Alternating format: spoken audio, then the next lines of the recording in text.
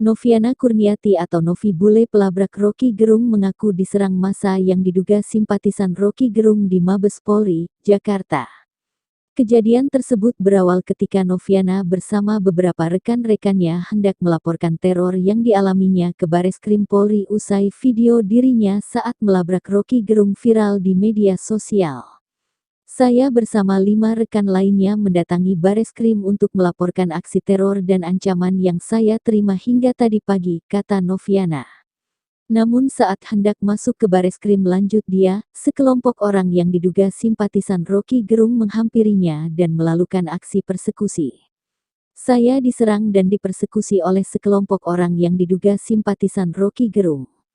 Namun beruntung saya dan beberapa rekan langsung diamankan polisi ke pos jaga, kata dia.